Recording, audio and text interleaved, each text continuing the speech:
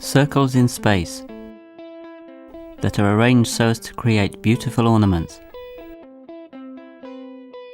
In order to understand better the three-dimensional sphere in four-dimensional space, I will show you how to fill the space with circles and thus create what mathematicians call a fibration. By the way, my name is Heinz Hopf, and I am one of the main contributors to the development of topology during the first half of the 20th century. Look at this toric surface, filled with circles that appear to be linked. Let me explain this picture to you. Circles, spheres, and tori are among the simplest objects studied by topologists. A topologist tries to understand the connections between these objects. I worked in Berlin, Princeton and Zurich, and one still comes across my name often in contemporary mathematics. Poincaré-Hopf theorem, Hopf invariant, Hopf algebra, Hopf fibration. Let me paint my portrait for you. I published the discovery of my fibration in 1931.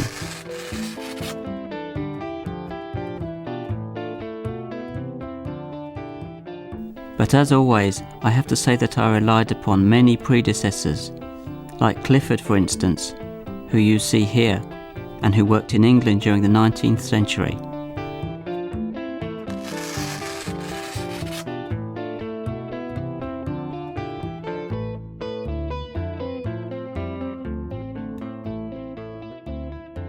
Let's begin with some explanations on a blackboard. Well, a whiteboard this time. What do you see? A two-dimensional plane? Well, yes and no. This is indeed a two-dimensional plane, but it is a plane of complex dimension 2, or in other words, a space with real dimension 4. Go on, make an effort. Each point in this plane is determined by two coordinates, but each of these two coordinates is a complex number, which, remember, is itself defined by two real numbers. Each of the axes is a complex line, so that each point on these axes has one coordinate, which is a complex number. For instance, here you see the point 2 minus I on the first axis.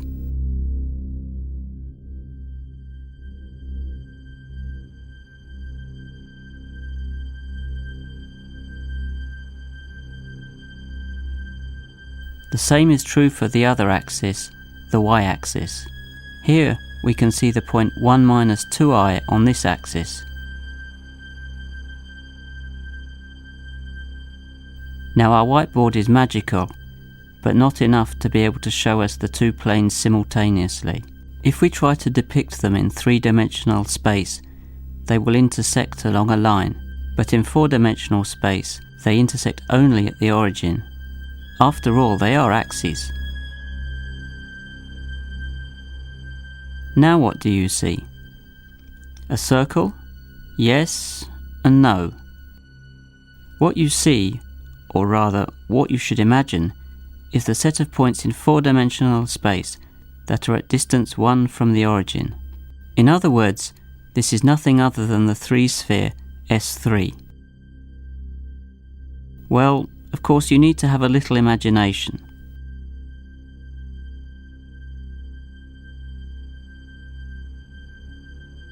Let's try to see at least how this sphere intersects the first axis. The three-sphere intersects the first axis in a set of points on this axis which are at distance 1 from the origin.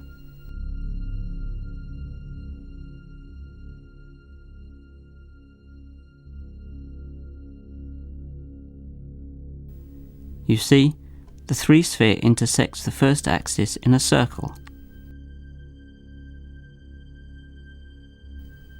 The same is true for the second axis, which intersects the three-sphere in a circle as well, the blue circle. Now what is true for the horizontal line and the vertical line is equally true for all lines going through the origin.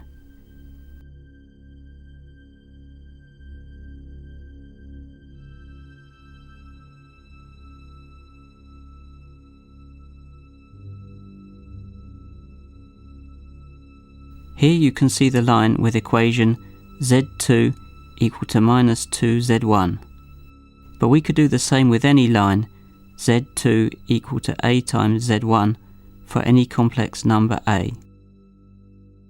In this manner, the 3-sphere in 4-dimensional space is filled with circles, one for each complex line going through the origin in our plane of complex dimension 2. Careful though, in the picture you get the impression that the red circles intersect each other, but this is not the case in the reality of dimension 4. Lines only meet at the origin, so their intersections with the unit sphere don't intersect at all in fact. I was the one who discovered this decomposition of the sphere into circles, and ever since it is known as the Hopf fibration. Why fibration? Well, you should think of the fibres of fabric. We are going to look at all that using stereographic projection. Imagine that we project the 3-sphere from the North Pole onto the tangent space at the South Pole, which is our 3-dimensional space. Here is the projection of one of the circles which, as we have seen, is the intersection of one complex line and the 3-sphere. But there are many such circles, one for each complex line going through the origin. For each complex number a, we can consider the line z2 equal to a times z1 and its associated circle. Let us vary this number a, or, what will amount to the same thing, let us rotate this line in order to see how the circle changes. Notice that sometimes the circle appears to be a straight line, but this is simply because it passes through the North Pole of our 3-sphere.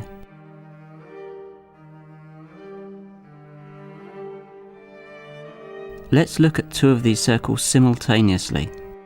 In the lower left-hand corner, they are the two moving complex points, one red, the other green. You can see the circles associated to the red and green points. Notice that these two circles are linked together like two links of a chain. It is impossible to separate them without breaking them.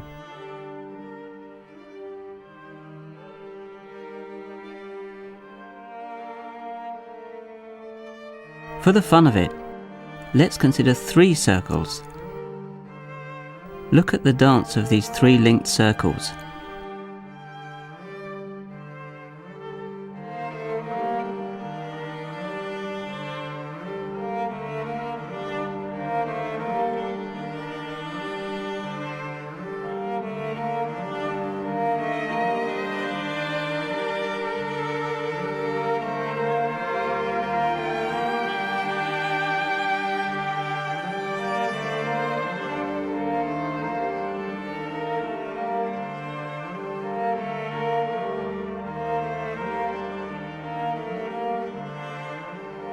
Now let's take many more complex lines, chosen randomly, and let's look at them all at once.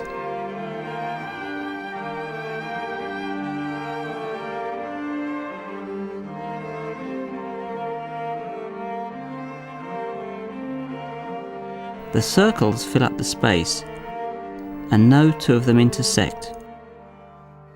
This is an example of a fibration.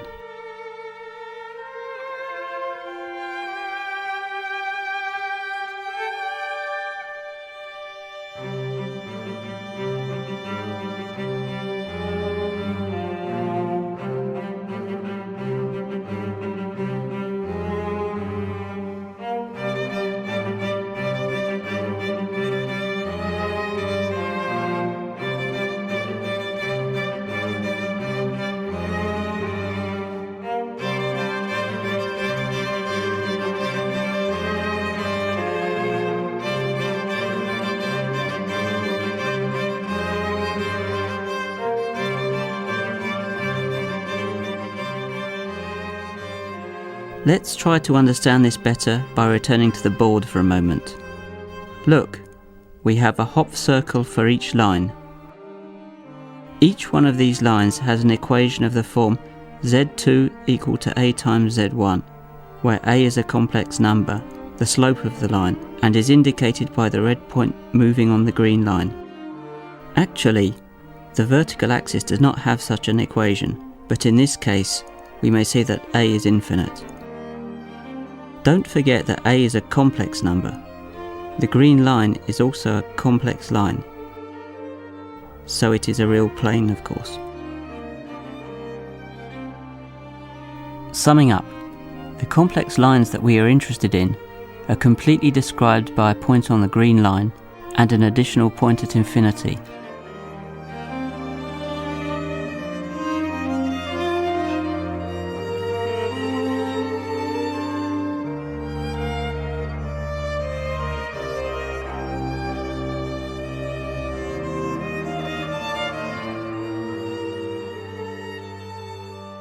But we already saw that if one adds a point at infinity to the complex line, we get the usual two-sphere. Once more, this is stereographic projection.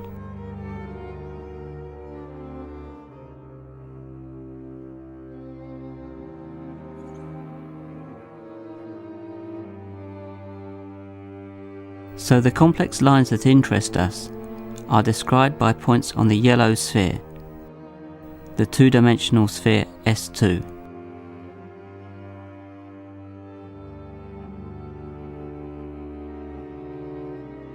So we have a circle for each point on the two-sphere.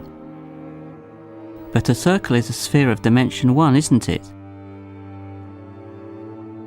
All these circles fill up the 3-sphere. Each point on the 3-sphere belongs to a single circle, and therefore defines a point on the 2-sphere. In this way, we get a projection from the 3-sphere to the 2-sphere. Complicated, isn't it? Mathematicians say that above any point of the base S2, there is a fibre which is a circle S1, and that the total space of this fibration is the sphere S3. I am very proud of my fibration, all the more so because it has become a fundamental object in topology.